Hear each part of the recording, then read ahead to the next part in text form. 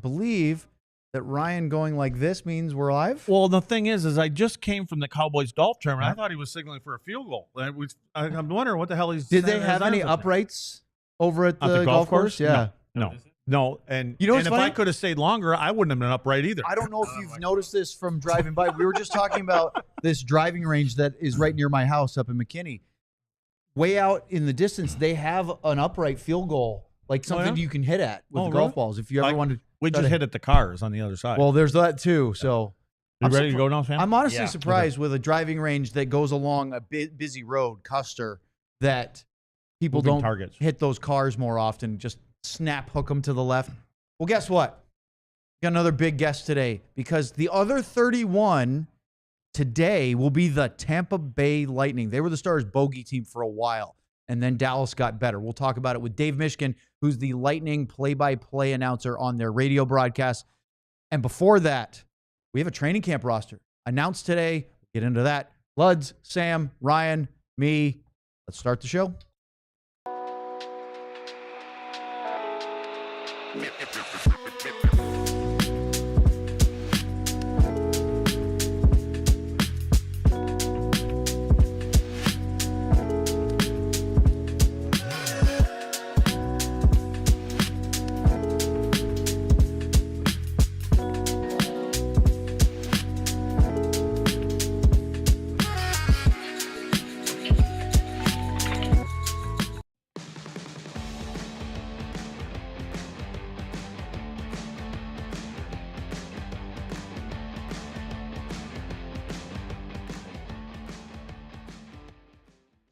It is the DLS Stars podcast on Wednesday, September the 10th. Thanks for joining us here as we have Craig Ludwig, Sam Nessler, producer Ryan Vaughters. I'm Owen Newkirk. Dave Mishkin from the Tampa Bay Lightning radio broadcast. He's their play-by-play guy.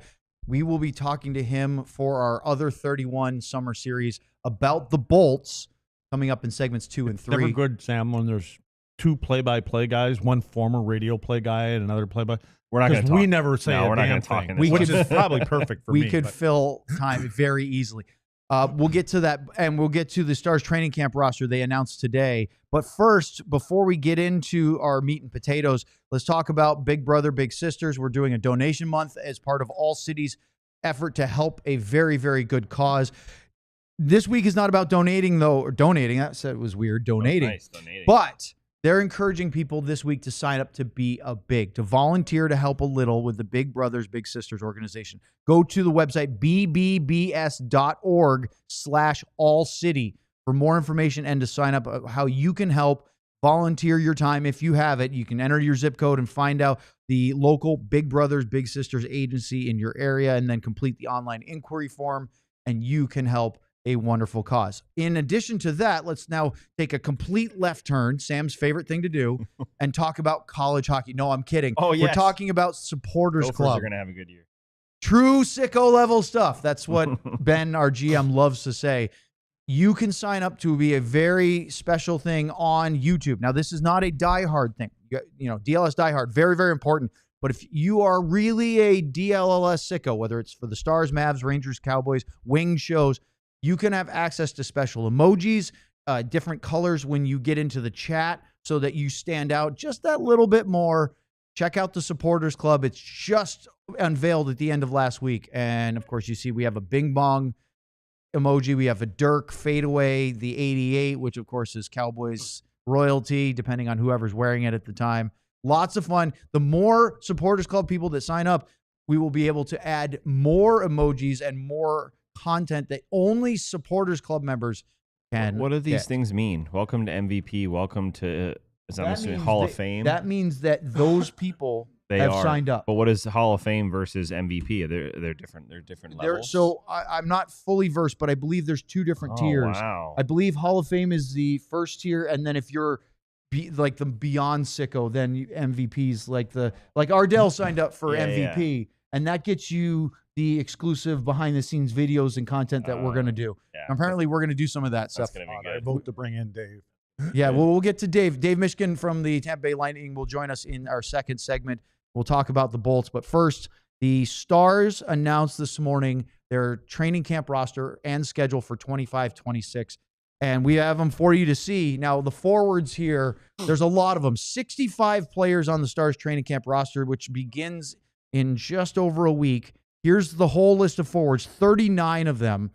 And guys, I'll ask you your opinion on this, but as I look through it, there are a couple of names that stand out to me that we didn't know for maybe pushing for NHL forward depth, but really when I saw them, I went, like, Adam Ernie has been in the NHL. He's played at Hartford, the New York Rangers AHL affiliate last year. He was one of the guys that stood out as AHL veteran for the Texas Stars. But if he had an unbelievable camp, maybe he could. Luds, we were talking about this before, though. This is more about, can a guy like Arttu Huru, Justin Ritzkovian fight into the depth? Because they're going to battle with Oscar Beck, Nathan Bastian, Colin Blackwell. The thing is that guys like Bastian, Blackwell for sure, now Beck going into his second year, they have the upper hand on some of those guys because of the experience in the NHL. Yeah, this is where when the coaches see these come out, they're like, when does this shorten up? Next year? When the training camps are going to be shorter? So the preseason games will be That's going to be limited next season, right? Next season, yes. That's what the coaches are looking forward to. Like, because you look at that list and you see all these guys, and you know you got to get them in, you got to give them an honest look and things like that. And coaches just want to get to their line. Well, they already know who they think they're going to, but there are times where somebody can really surprise you either way, right? Whether it's playing really well and going, wow, we've got to find a way to keep him on the roster, or, remember Thomas Harley a couple years ago didn't have a good camp. Pete DeBoer even said, we can't keep him on the roster. He's got to go down. It worked out really well for him, but he played himself out of a chance of making the NHL lineup a couple years ago. Yeah, and it goes the other way, too, where some of these guys are playing for their AHL jobs. Well, I think a lot of that is the case with that. You got guys who maybe are on the border of going back to junior or playing in the AHL, things like that, there are battles out there for whatever it might be. And while the Stars don't necessarily have spots that are, up for grabs, because they do have the 13 forwards and the 7 defensemen, 8 maybe defensemen now with Oleh Chunuk, it's still important for these guys. I still don't know why Puckpedia, you talked about 13 forwards, why Antonio Stranges is listed as the 14th forward right now. And something to do with the cap, I'm not really sure. But don't you think that Ritzkovian is the one that maybe has the first crack? He's got to perform, but I would think that they're leaning towards giving him a look because of how well he played with Texas last year. Yeah, for sure. He's the one, him and Huru maybe. But the one name that stands out in that forward group is actually, I believe it's Cross Hannes or Hanas. I'm not sure how to say his name. He's a Dallas kid. Yeah, and I was told he is from Dallas Stars Elite. Cross is a very skilled kid. Yeah. Played in Grand Rapids, the AHL last year. He's a Red Wings. Do you know much about him? Mm-hmm. Yeah, he's skilled. Yeah?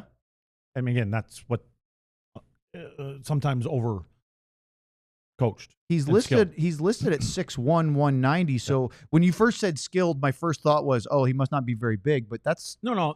he's not size. Big. Well, I shouldn't say. He could be a little bigger now than when he skated with us a couple times. But no, again, like most kids, a ton of skill. Well, that's how do you say the name? Skate. Cross?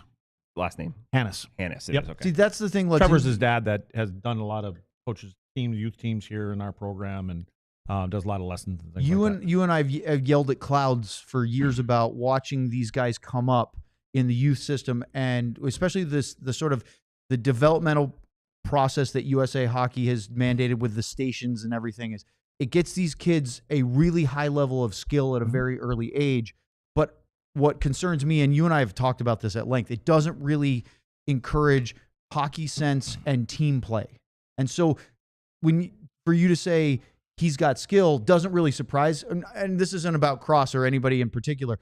All these kids coming up have pretty high-end skill as they get to this level.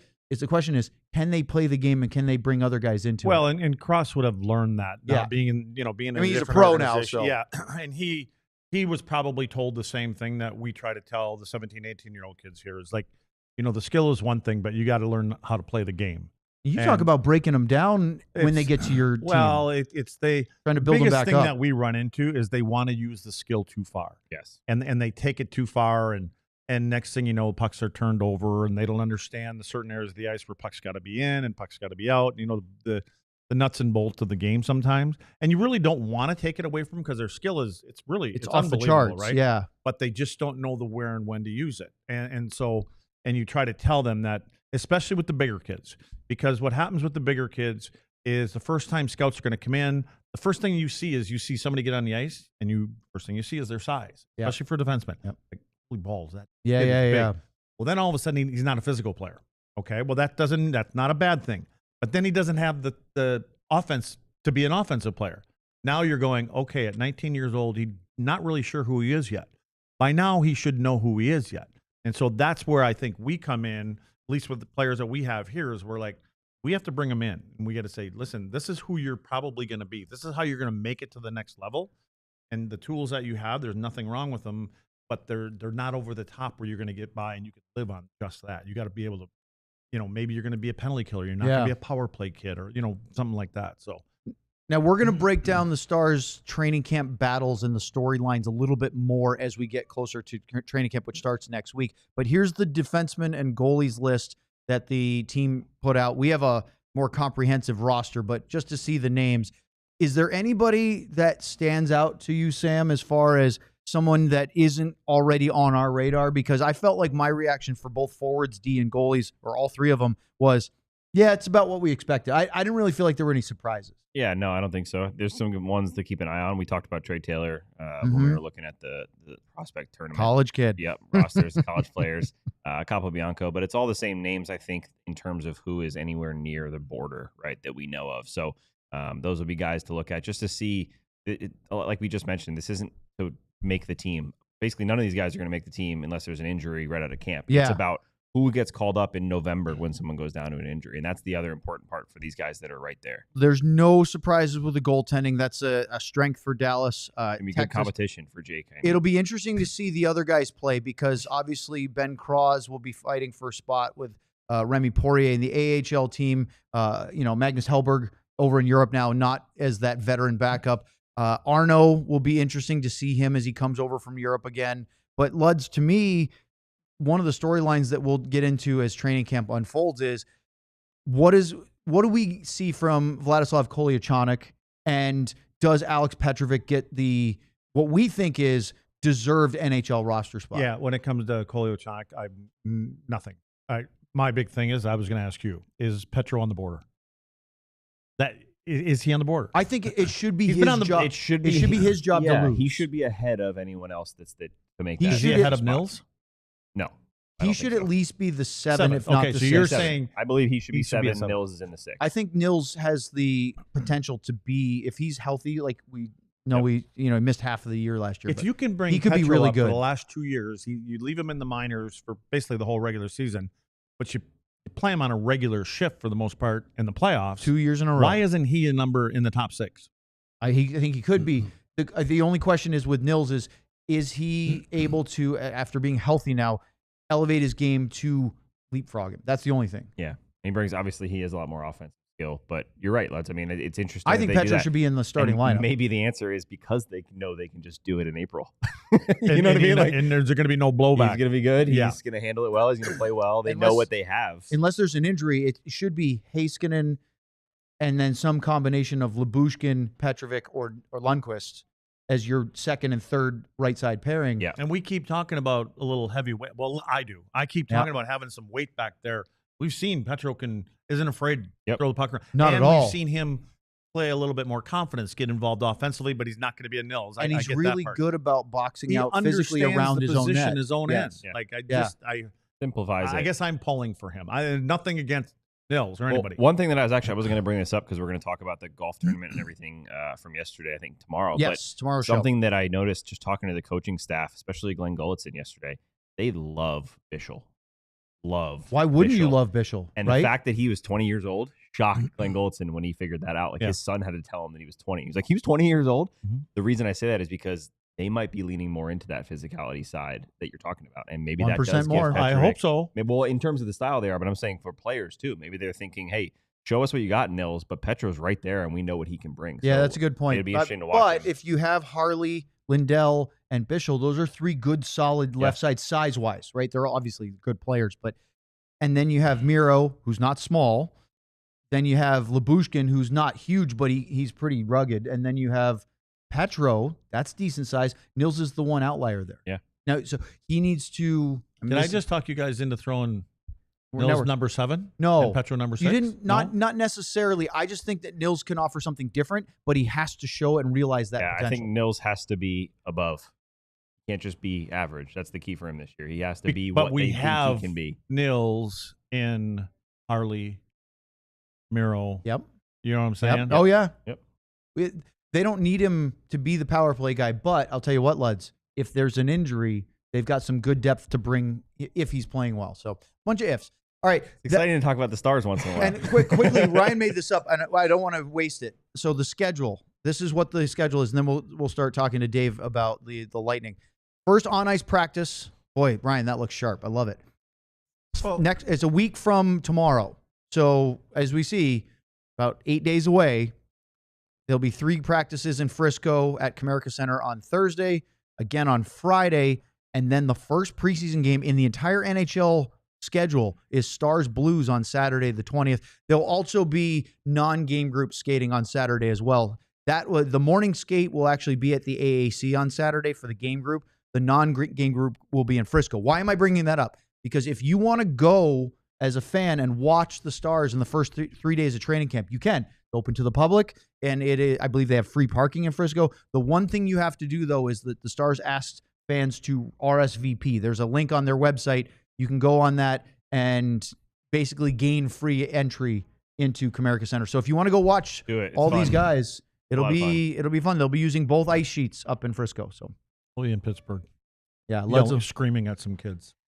That's fun too. It will be a lot of fun. All right, up next, let's talk to Dave Mishkin about the Tampa Bay Lightning. There's a lot of things to get to with a very good team right here on DLLS. That's stupid. Yeah, mine too. Have you guys heard of Branded Bills? Yes. Tell us about it. Not Brandon, Branded. Have you heard of it? Yep. Little hat company. Little hat. I like hats. You should get one instead of that stuff. Whether you need snapbacks, truckers, fitteds, beanies, or tees, Branded Bills has you covered with performance and style. Looking for some gear to make your brand stand apart from the crowd? Branded Bills has you covered with the best custom headwear. Start your order, and their dedicated team will help you create the exact custom apparel you're looking for. They have a partnership with 40 colleges as part of their campus collection, including TCU, Texas Tech, and Texas. That's Branded Bills. So head over to Branded Bills, not Brandon, brandedbills.com and use code BBDLLS for 15% off your first order. That's 2 B's, a D, and 2 L's and an S.com. Well done. I almost got you right on. That's him. Right on. Not me. No, it's you're not me. up? I'm ready. ready. You're up. I don't know. Well, what now I'm you're ready ready to go. Oh, I mean, you're a pro. Pro's pro. He's been on the golf course all day, everybody, but it doesn't matter. We're up early. Not all day, but long enough to. I mean, you contributed, Luds, and that's a good day on the golf course, right? Game time.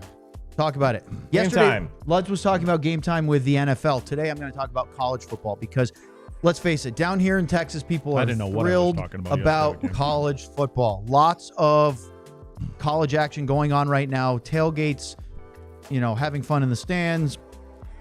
I'm sure people yelling at each other, wearing different jerseys, all the fun stuff. Well, how do you get into your favorite college game? Get tickets with Game Time. It gives advantages to fans by unlocking amazing tickets, getting incredible ease of use. They're authentic, best prices. All fees are always included, so you know exactly what you're getting. Of course, zone deals, seat views, you name it. Take the guesswork out of buying college football tickets with Game Time. Download the Game Time app, create an account, use the code DLLS for $20 off your first purchase. Terms apply. Again, create an account and redeem the code DLLS for $20 off. Tap, ticket, go. Download the Game Time app today. All right. We went a little long because we were so excited about the training camp roster, but we have plenty of time. I'm fired up about that. And Lutz is really excited.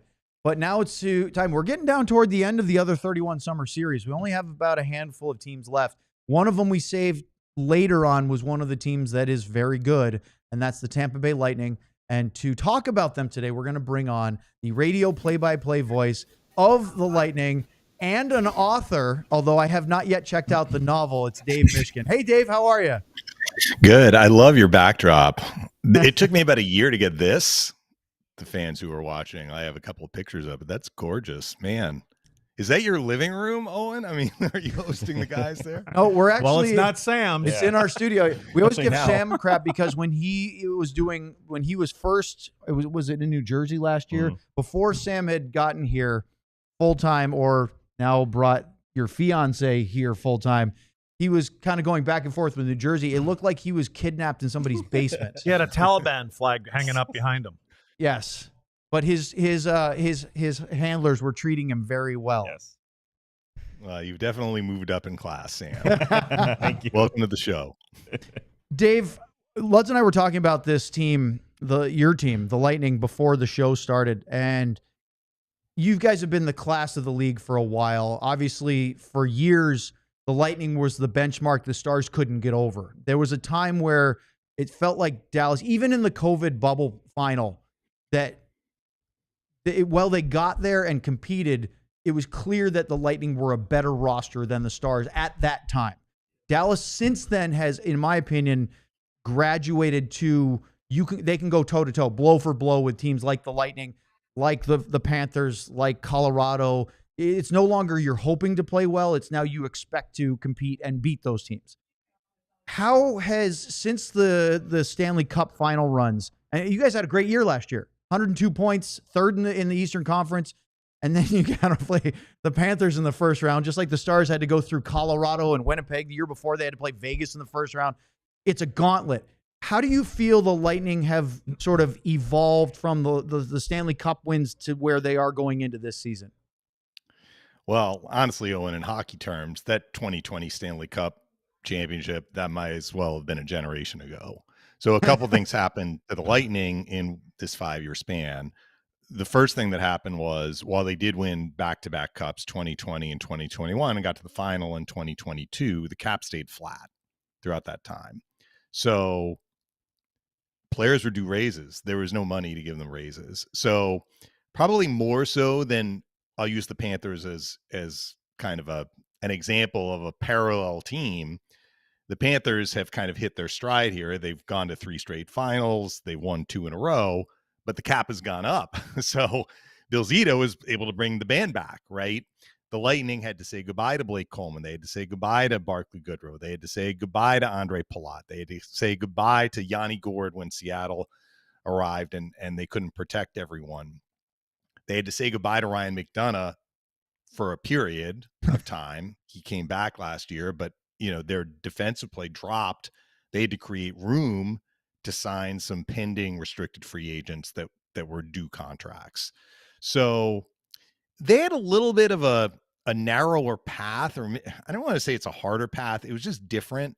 But they really didn't get to keep a lot of their core players beyond the main guys for an extended period of time. So they've kind of had to roll with the punches a little bit. So what Julian Breezeball, the Lightning's GM, has done, I think he's done this very well, because they don't have a lot of high draft picks. They haven't had a lot of high draft picks through the years because they made deals at the deadline, often sending those draft picks away. He's gotten creative in acquiring younger players, often at the deadline, who have runway. Brandon Hagel's a great example. They got him. They gave up 2 first-round picks and a couple of NHLers at the time to get Brandon Hagel. Brandon Hagel was 24 years old with a year left on his existing contract. Like, he has evolved into one of the top players in the NHL, and he's going to be a member of the Tampa Bay Lightning for the duration of his career. So that's another way to go, right? You're not drafting the player at 18 and going through this development process. I heard you guys talking about, these camps are really, really important. But if you can get a guy who's made it to the NHL, that for whatever reason the team that has him is like, we're going to move on, we're not making the playoffs this year, we can get something for this guy. The Lightning been able to get younger players that can wear their jersey for an extended period of time. But that's way different than the team that won in 2020. So more recently, I'll take the last 2 years. 2024, the Lightning made the playoffs. They lost to the Panthers in the first round in 5 games. Their team had some holes. They were a very good offensive team. They were number 1 in the NHL in the power play. Defensively, though, they were bottom 3rd. They were bottom 3rd in goals allowed per game. They were bottom 3rd in 5-on-5 ratio, which is maybe, I don't know if you guys would agree, to me, that is one of the most important stats that can be predictive of playoff success. You have to be able to play well 5-on-5 to have success in the playoffs, because you don't know if your power play is going to abandon you in a series or you run into a team that can shut down your power play. So Julian Breezeball was like, we need to make changes. Summer of 2024 was as active as Julian has been since he's been the GM. He traded Mikhail Sergachev. They made an offer to Steven Stamkos, but they couldn't come to terms, so they let him move on. And they reacquired Ryan McDonough. With the Sergachev trade, they freed up money to acquire as a free agent Jake Gensel. They also got back from Arizona at the time JJ Moser and a prospect Connor Geekie. This is a lot. Like these are really important pieces to their team, but I think Julian said we need to get better 5-on-5. Ryan McDonough was kind of the linchpin of that, and also Vasilevskiy being healthy last year helped.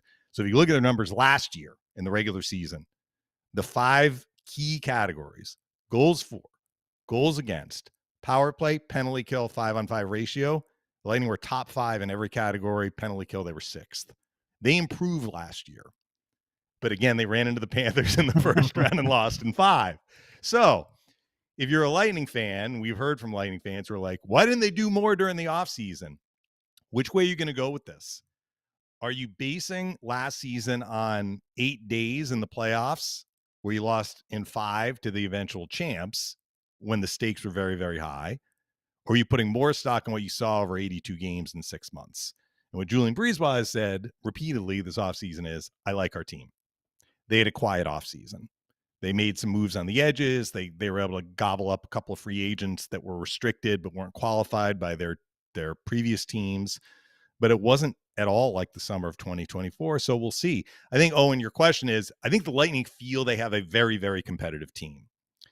The question is, like, if they have to get past the Panthers again, can they do it? And that is a difficult question to answer, not just for the Lightning, but also for the Panthers. Are the Panthers of the 2025 playoffs going to be the same team next year? Who knows? Okay, Dave. Well, I just counted.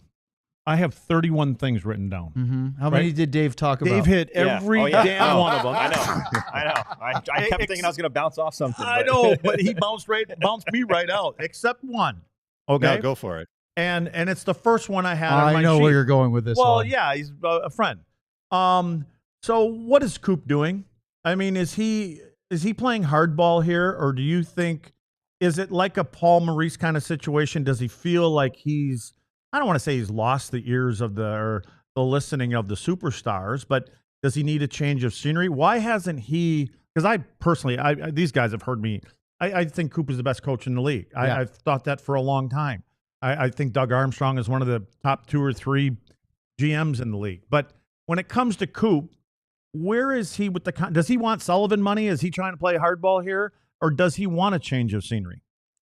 Well, maybe there's a reason why I didn't bring that up, Craig, because I really don't know anything about that. I didn't even know that he was up. Well, good. Then The you're not Lightning going to kept that blow very- every other question out of the water now. Well, okay. But I mean, the Lightning do kind of keep that situation pretty close to the vest. As I'm remembering, Julian was asked about Coop's status at the end of year press conference last year and basically said, Coop's not going anywhere. And so I didn't really think about it. I think John Cooper really, really likes being the head coach of the Tampa Bay Lightning, but you'd have to ask him. This is the impression that I get from the team that he has had. And based on what I just explained to you guys in terms of my interpretation of what's happened in the last 2 years, his team is better equipped now to win another Stanley Cup than they were a year ago, or let's say a year and a half ago. But look, I'm not going to disagree with you. Like, he is a Hall of Fame coach. And if the sand in the hourglass runs out, he could probably take his pick of where he would want to go. I just don't get the sense that is in the forecast. Let me ask one quick follow-up before we get to our ad break. Luds is probably texting Coop right now. I'm asking him. I told What does you. that say? Do you like being the head coach of the Light? He That's hasn't what I'm finished typing the texting Light. right now. I'm not kidding you. He's probably We're texting going to Coop break right now. some news on here for you, Dave. My follow-up to that, Dave, is that you guys have gone through an ownership change over the last year. Yeah. And that's a surprise because it seemed like what the Vinnick Group was doing was ideal for the Lightning and for the Bay Area. So I know this is, you're not privy probably to every conversation John Cooper has with the bosses, but Has there been any changes around the organization, whether it pertains to Cooper or not, because of that? None. So when Jeff Vinik decided to sell a portion of the ownership, and it's kind of like a gradual transition, Right. which is not going to happen for a couple more years until it's basically he has less to do and the new ownership group has more to do. I think one of the things that appealed to him about the new ownership group, and it's really a couple of guys, they have other people in their group, but it's two main guys, is that they share the same vision. They share the same philanthropic vision. What Jeff Vinik has done in terms of, money put into the community for nonprofits, building the brand as a result of that. But it's not because he's thinking, I just want to build the brand. He's like, I have this platform where I can do a lot of good in the community. And he has done that. And I think the new owners have similar vision. But ultimately, we'll have to see how it plays out. I've noticed very, very little difference, no change at all, basically, which is what we were told. But honestly, Owen, I'm pretty far down on the food chain. That's right. They don't talk to me. Luds hears about stuff more than I do about everything, but everybody talks to Luds. Let's hit a pause real quick because we have to get to a quick ad break. More with Dave Mishkin and Lightning talk next here on DLLS. Sam, I get to talk now? you do. All right. And you get to lead it off afterwards, so no pressure. Beautiful. Let's talk about the Supporters Club. Does that sound good to you guys? I mean, I think it sounds great. Supporters Club since 25, which I think is the most hilarious part of this graphic. True Athletic sicko supporter level stuff. You guys can join the Supporters Club. It's for the real ones. This is not being a diehard. This is next level stuff. You can get access to exclusive emojis such as the Bing Bong. The more people sign up, the more exclusive emojis become available. If you look at the chat, I don't know if they see the different people like we do. What do you mean? Like the MVPs and stuff. Does it show up for them on? It's literally public for that's so the you guys whole can all reason see you it. do it. You guys can all see it. It is very clear when someone that is a part of the Supporters Club sends a chat. Well, tell me what you see when you look at the chat right now with Ardell and different Harry. color. There's a logo. Different it says colors. SC. You got the logo. Yeah, so it's fancy stuff. You get your comments popping right out, but you also get more. See Ardell with the Bing Bong emoji? Yeah, you get the emojis there. Yep. You'll also get access to exclusive behind-the-scenes videos from DLS, which we're going to be doing soon. I've been hearing about a few from the other beats here that have been pretty fun. And so when we had John at the beginning of the year, we were doing some of those like previously on and things like that, showing stuff around the office. I think there's a lot of fun stuff we can do with this. So we have an office? Make sure you join the Supporters Club, alldls.com. Now, let's talk about some apparel as well. Ryan, do you remember our plan with how we're going to do this? You're going to do it. You're going to call random. Okay. You're just going to put a picture up there. There you go, and I'll talk about it. The Finnish Mafia shirt, one of our best sellers, one of the coolest shirts. I still don't have that one. I got to get that. How do you not have that speaking one? of that, Mikko Rantanen got engaged. Oh, wait, did I buy that one? As well. You had that one. We did not get it. Buzz, do you have a Finnish Mafia shirt? Ryan, hit another one, will you? I do, right. So he gave him.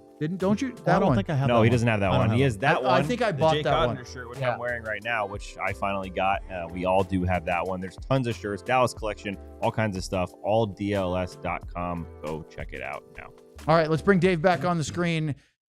I still have a million questions, Leds, but I'm going to let Sam talk. So, Sam, your question better be great because otherwise you're getting into Lud's time. It's fantastic. Dave, why does Andrei Vasilevskiy hate the Dallas Stars so much? I am looking at his stats right now. I thought it was maybe just a feeling from covering him. Looking at his stats, by far the best stats from against any Western team is the Dallas Stars. 15-4-3.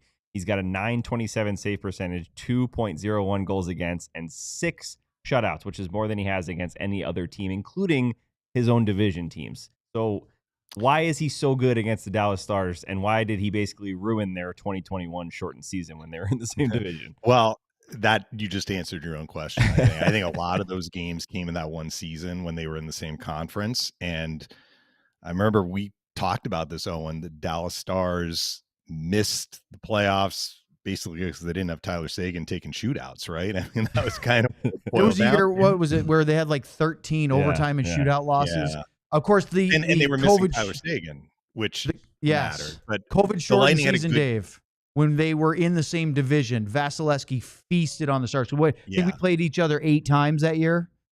Yeah, he must have had 4 or 5 shutouts. Oh, I believe so. It was miserable. We were just hoping that somebody else was going to play Was it Curtis McElhaney, I think, was his backup He would that have been year? the backup. And you're Yeah. going, please just don't be the cat this game. So Sam, I think a little bit those numbers are skewed toward the one season when, let's be honest, I mean, the Stars didn't have the same year they would have in subsequent years.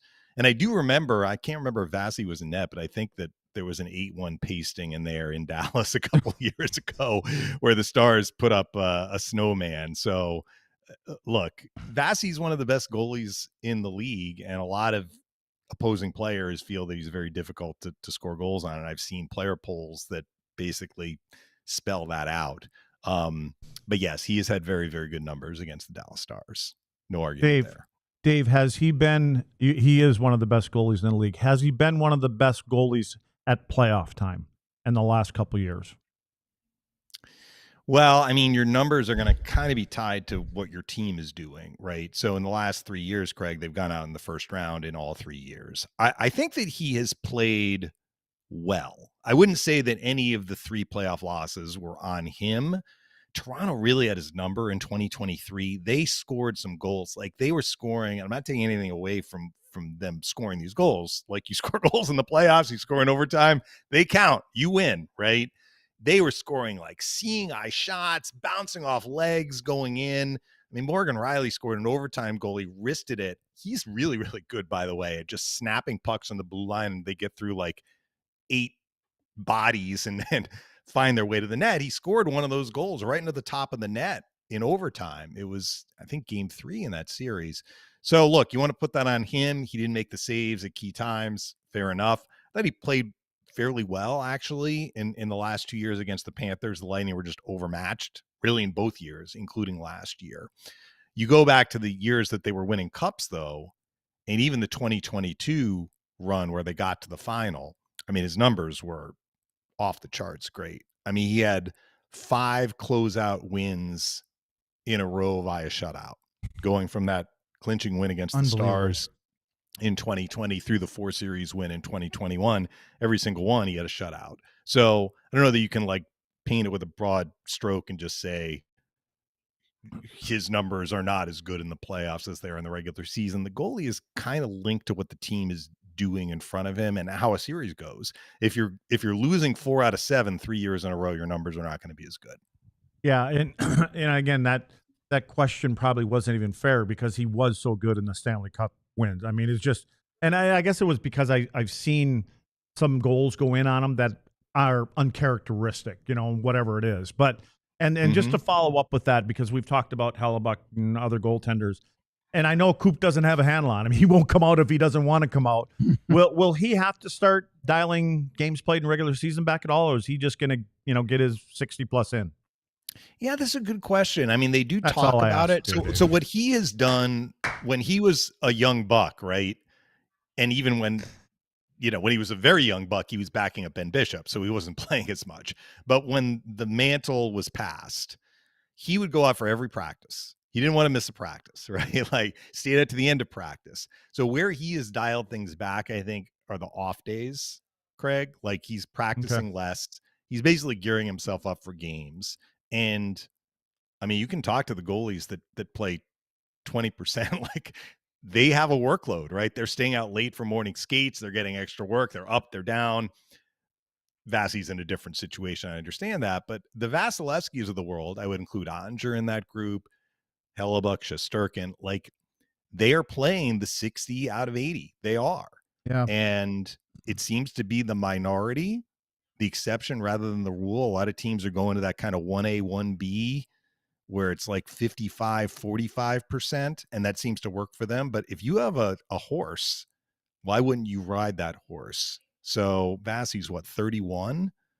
He is fully recovered. So the 2023-2024 season, he had an injury, missed the first 20 games, and it took him a while to kind of get back. Last year he was healthy and he had a terrific year, even though you guys had the numbers that he had in that playoff series. I thought in that 5-game playoff series, and I actually give a lot of credit to the Panthers, I thought they were better in 2025 in the playoffs than they were in 2024. They were like the Kool-Aid man bursting through the wall. Like they were just not going to be denied, in my opinion. Maybe some of the teams that they beat felt like they could have beaten the Panthers. I thought the Lightning in the middle 3 games of that series defended as well against the Panthers as I saw from any of the subsequent opponents. Now, games 1 and 5, they didn't. Games 1 and 5, the Panthers blew them up, and Vasilevskiy had to eat some ugly numbers. But they were just a force last year. They kind of, if you want to say rope-a-dope, they kind of measured themselves through the regular season, and they're like, tap us on the shoulder when the playoffs start. And boy, from the drop of the puck in game 1, they were on. They were fantastic last year. So I give a lot of credit actually to the opponent the last couple of years, particularly last year. They were virtually unbeatable. They beat some great teams in winning that cup last year. I had to look it up because Dave mentioned the December 2nd, 2023 game where the Stars beat Tampa in Dallas 8-1. But I have to also remember, and I remember this now because I couldn't remember what the score was, but I knew it wasn't good. 2 days later, they played in Tampa, and Vasilevskiy blanked him with a 4-0 shutout. So he responded very well. Right. He's always been a problem for them. But let me ask you one more follow-up, Dave, about that, because I thought, and maybe it's because of the chronic trauma of being on the Dallas side of all the Lightning beatdowns over the previous years when, you guys 2 Stanley Cups in the final and all that. It felt like the momentum of the team last year going into the playoffs was maybe why I drank to steal your reference, the Kool-Aid, because I picked the Lightning before the playoffs started. I thought they were going to make the conference final. I had Stars Lightning in the Stanley Cup final as my picks. It didn't work on either side of those, but what do you think? I mean, obviously you're very complimentary of the Panthers, and that's the case, but did something change in the way the Lightning played after the regular season, or was it just that opponent you were just talking about? Well, no game is played in a vacuum. So it's not like one team can just like, this is what we're going to do, and we're just going to do it, right? The other team gets a vote. So I think a couple of things happened. You were not alone, Owen. I think a lot of people, actually more people picked the Lightning to win that series than they picked the Panthers, but they were basing it on what the Panthers had displayed during the regular season, which, let's be honest, was just mezza. Like, I mean, the Panthers were just okay. They were good enough to get in the playoffs. They finished 3rd in the division. It's kind of like what the Lightning did after they won the first cup. They finished 3rd in that 2021 conference play, and then they finished 3rd in 2022 when we were back to the divisional play. The Panthers were waiting all year for the playoffs to begin. The people who were picking the series didn't really know that they would be able to elevate as much as they did. They did elevate. They definitely played at a much higher level from the drop of the puck in game 1 of the first round series than what they showed in the regular season. So a lot of it was the Panthers. For the Lightning, they acquired Oliver Bjorkstrand at the deadline. He got compartment syndrome right before the playoffs began, missed the whole series. Yanni Gourde breaks his finger in the first period of game 1, basically playing with one hand on his stick. These things happen in a playoff series. These things happen heading into the playoffs. You need to have the stars, no pun intended, but you need to have the stars align a little bit, right? You need to get a little lucky with injuries, or if you're going to have injuries, you hope that those injuries are either not serious, or if they are serious, they aren't to like some of your best players or most impactful players.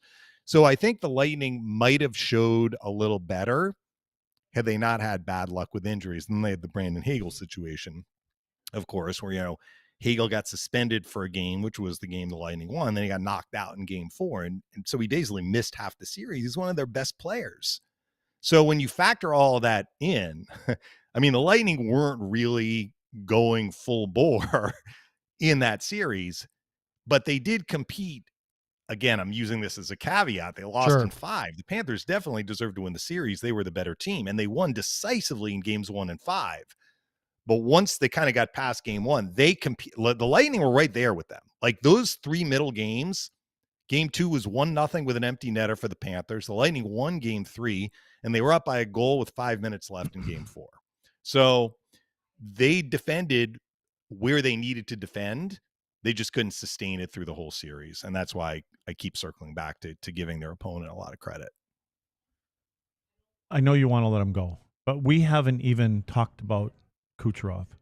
How do we get through this and not bring up or Hagel? That cat. Well, Dave mentioned name Hagel. was mentioned. Yes. Honestly, 2 things I want to say on this real quick. One, I'm really surprised what Brendan Hagel's become, because when the Hey, Lightning the 35 goals he scored. Yeah. He doesn't have a PP goal in there. right, and when that trade was made, I just go, okay, I don't see it, and now I see it and go, I don't know what I didn't see, but It's boy, he's a heck of a wild, player. wild. But Luds, I'm not going to steal your question, but Kucherov is literally, and I'm not saying this because Dave is here, he's my favorite player to watch in the NHL. I love agree. the way he plays. Agreed. And he is Work appointment. ethic too. He is appointment television. You and I were talking last year about some of the stuff he does with his board play along the walls and how quick he can pull that and make play. It's stunning. I'm more curious about him off the ice, Dave. Like what kind of person is he off the ice? He can be a little grumpy, actually, to the media. I think to his teammates, they think he's hilarious. And we saw a little bit of that after the Lightning won the Cup in 2021. He had a couple of cold beverages and kind of let the mask come down. Very, very loyal to his teammates. I tell you, Vasilevskiy and Sergachev and Vlad Nemetsnikov, who was with that group for a couple of different iterations and a former Dallas star as well. Like, they just love Kucherov. He can be a little frosty with the media sometimes. And, is not overly comfortable talking about himself, which is usually the questions that are coming to him.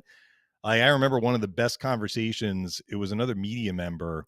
It might have actually been Randy Hahn in San Jose. It was like, I had a great conversation with Kucherov. I'm like, what are you talking about? He's like, I was talking about Datsuk. So Kucherov loved to talk about other Russian players, right? Yeah. So he asked, what is he like off the ice? Like, I'm not penetrating that bubble based on my position, but I do know the work that he puts in. That board work that you talk about, he stays in Tampa all summer at our practice facility and goes on the ice basically every day to work on his skills. And one of the things that he has worked on repeatedly is that hard rim around the boards. He's a lefty. He's on the right side of the ice. He has to pick the puck up off the boards on his backhand. And if you've watched him do this, I have. So either on the power play, the guy on the left side of the ice will rim it to Kucherov, or the other team's trying to clear it. They're trying to rim it around the boards and get it out. And he just like plucks it off the boards. Like, it's just a soft, and it's off his stick in a heartbeat. Yeah. I watched him do this. He's not at only morning taking skate it, he's in controlling Dallas. it. Yeah. Right? He and does just that to him practice everybody. it. Honestly, Dave, the comparison, we're almost out of time, but he does stuff in practice that I mean, you watch it way more than I do, but I've seen. It reminds me of how Joe Pavelski honed his craft with tipping pucks, where it's just every single day. And I don't know that about Joe Pavelski, but I will say this, and I don't know if this is controversial or not. I mean, Gretzky did things that Kuch doesn't, and maybe vice versa. But I'm not sure there's been another player who thinks the game that far in advance. Like, what made Gretzky Gretzky? I mean, a lot of things, right? But it seemed like he knew what was going to happen 10 seconds before anybody else did, right? Huge advantage. Kucherov seems to think the game the same way. And not everybody is always on the same page with him, and he can get pretty annoyed, right? Like, he wears his emotions on his sleeve. But I think his vision and his ability to anticipate what is going to happen separates him. Because, I mean, let's be honest, he's not the fastest skater. He's not the strongest guy. He's got a good shot, but he doesn't have Ovechkin's shot or, pick a guy.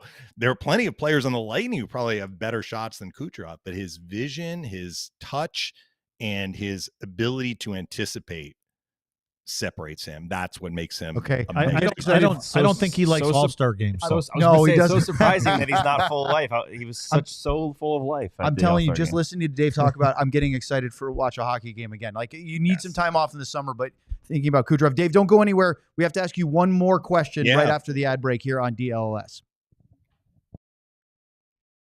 But first, let's talk about being a diehard. Obviously, that's our cornerstone, right? The Supporters Club is a fun new thing, and you should totally do that. But first and foremost, sign up to be a diehard. Use the QR code at the bottom of the screen, and that will get you to our website, alldlls.com, and it will give you the opportunity to sign up if you haven't already for the top level of access to everything we do here at DLLS, whether it's our Stars show here, the Cowboys show, which is in full only after 1 week, and Luds like to bring that up yesterday. Did they win, Luds? Did the Cowboys win? The Packers? Yeah, they won. So the Cowboys show is in full swing now for the season. After, I don't know how they go. The NFL offseason is so long. There's a lot of talking points, but that's a long time without games. So they're in it now. We're talking Mavs show, Rangers show. Rangers I was counting them for dead just the other day, and now they're right in that wild card race again. Sign up to be a diehard. You get a free T-shirt of your choosing for your first year of your annual subscription. It could be one like this, which is the horseshoe with the Dallas skyline, or it could be any number of the other ones. The otter shirt that Sam's wearing today, very nice, Sam. Not just green shirt or gray shirt. This is a that real is otter DLS shirt. And it will give you access to all the writing. Sam, you were up there typing away to beat the band. So if you want to be a diehard, what are they going to read next? I'll have the golf takeaways and some fun little notes from yesterday's golf event for the Dallas Stars Foundation. And then I have a couple more exclusive interviews. I had the Ottinger interview, the Maverick Bork interview. I talked to Wyatt Johnston, talked to Justin Ritzkovian, a few other players. So that's all coming up in the next week or so before we hit training camp. Okay, and lastly, ball knower bonus. I've talked about it before. Go to our website, alldls.com. If you do the ball knower bonus, it's very simple. You buy at least $25 or more in the merchandise shop. If you're a diehard, you get 20% off. Then you go to the ball knower bonus and make one of the picks. If you're right about one of these game picks, you will get a gift card for the amount you purchase. You basically double your money at the merch shop. So go to do that, alldls.com. All right, let's bring Dave back in for one last question because we got so excited about Kucherov, and I'm right up there. Dave, part of this summer series, actually, you know what, Sam? I was going to have you do it. I don't want to step on your feet. It's the same question. You want me to? You do it. It's okay. All right. As part of this series, as Owen was saying, we what if I told you? We like to ask from different perspectives, what do you see from the Dallas Stars going into 25-26? I love the Dallas Stars. So I'm not saying that just because I'm on your show, because we have a similar show to what you guys are doing on our 24/7 station. And when the Lightning got eliminated, we decided to keep going and do it on a weekly basis through the rest of the playoffs. And I really felt I was very much on the Stars bandwagon. I felt that they would get to the final. I didn't know how they would fare against the Panthers if the Panthers got there, because I'd seen how the Panthers were dismantling other teams. But I really don't see any soft underbelly with this team. I'll tell you, I mean, I love this Thomas Harley. Like, I remember noticing him. It might have even been in that 8-1 game, a couple of years ago. I'm like, who is this guy? This guy's a player. And it feels like everybody is saying that now, whether it was like he came in the Four Nations and made an impact there. He's a tremendous, tremendous player. And you would have thought having Joe Pavelski retire, like maybe there would have been an adjustment period or however you want to interpret it. It doesn't really seem like that has been the case. So it's a credit to how the team has been built. And look, that 2017 draft, you got 3 cornerstone players right at the top of the draft. That's how it can be done, right?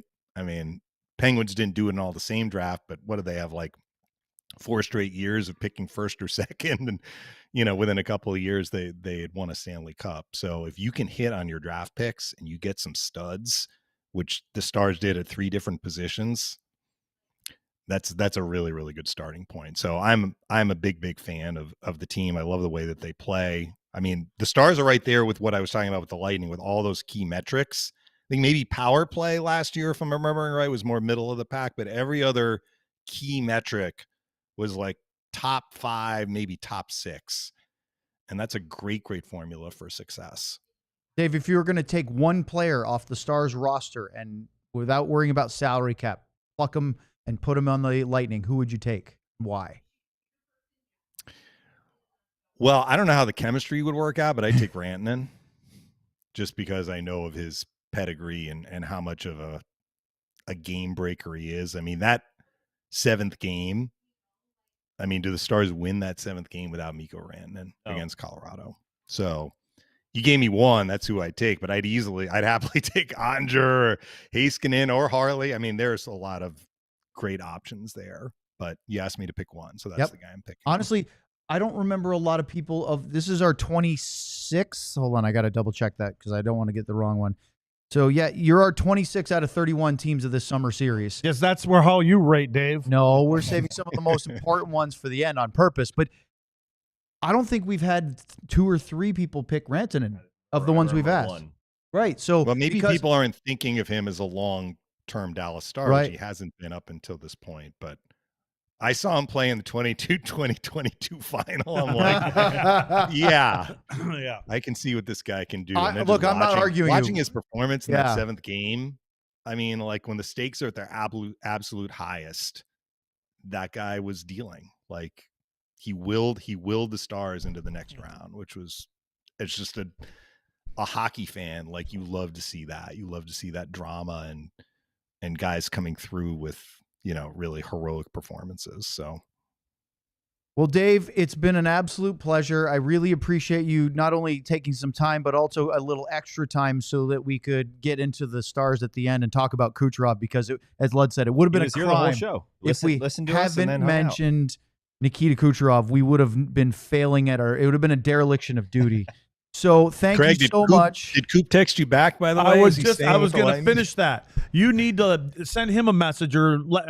Come on, that's like nothing. 30 minutes Well, ago. He's not only a good coach, course. he's a smart coach. Hey, Dave, he taps into the Hall of Fame when he's done, isn't he? I don't see how he doesn't. Yeah. How could he not? Well, he's gonna Between the Lightning and Hockey Canada. Tinkerbell that he is, he probably will tap dance into it. Put that one out there. I'll leave that on for you. Dave, October 30th in Tampa, January 18th in Dallas, a Sunday matinee in late January. That'll be fun right before the Olympic break. Thank you so much again. It's been an absolute pleasure today. Thanks, Dave. Thanks, Dave. All right. Great being with you guys. Thanks for having me on. All right, there he goes, Dave Mishkin, the radio play-by-play voice of the Tampa Bay Lightning. And Luds, I still think they're a good team. Their problem is the same thing as the Stars right now. They've got to get through the Panthers the way the Stars have to get by the Avalanche, maybe the Jets, and definitely the Oilers in the East. Yeah, I look at their bottom 6, and nothing really rattles me or gets me excited about them. That's why I think if Bjorkstrand is healthy, I think he helps that. But I just, and again, I think that it comes down to depth. And Florida has depth. There's no question. But again, between Florida, team in Toronto, and these three, that's Carolina. That's the East. That's what I think. Yep. That's the East. And unfortunately, only one of those teams is coming out of there. What I thought Dave made a really great point about this flat cap, because do you think Sergachev is still on the Lightning if they didn't have to worry about the salary cap not going up? I don't know why. Yeah, I mean, again, he's one of the last few guys I would question the moves that he made. Yeah. I don't know why you get rid of that guy. I would take him in a heartbeat. Choice. Yeah. Like Palat's another one. Palat's not like a superstar, but he was he was a playoff performer, huge middle 6 guy for him. They had to get rid of those guys. But if you had Hedman, Sergachev still there on the back end, and they have Hedman still, of course. But if you had Mikhail Sergachev, maybe a Palat, or maybe they don't go out and get Gensel because they have other guys. But that's a big deal. Look 4 years down the road, though. They don't have any first rounders. I mean, I think they have one.